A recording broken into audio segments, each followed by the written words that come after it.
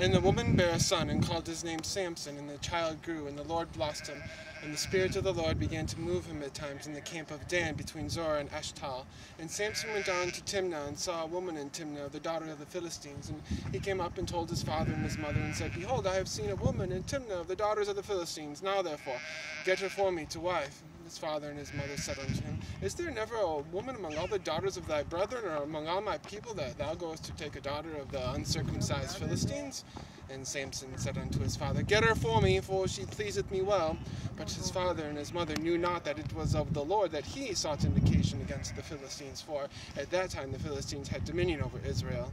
Then went Samson down and his father and his mother to Timnah, and came to the vineyards of Timnah, and behold, a young lion roared against him. And the Spirit of the Lord came mightily upon him, and he rent him as he would have rent a kid, and he had nothing in his hands, but he told not his father and his mother what he had done. And Samson went down unto the woman, and talked with her, and she pleased Samson well. And after a time he returned to take her, and he turned aside to see the carcass of the lion, and behold, there was a swarm of bees and honey in the carcass of the lion.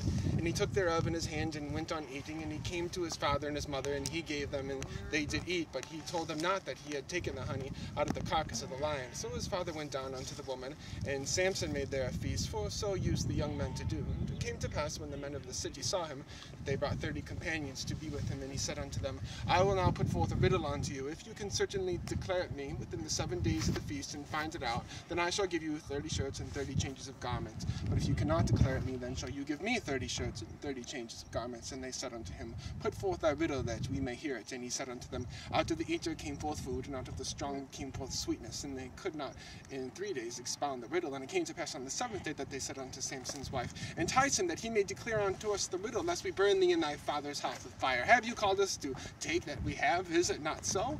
And Samson's wife wept before him, and said, Thou dost but hate me, and lovest me not. Thou hast put forth a riddle unto the children of my people, and hast not told it to me. And he said unto her, Behold, I have not told it to my father or my mother, and shall I tell it to thee? And it came to pass on the 7th day that he told her, because she lay sore upon him, and she told the riddle unto the children of her people.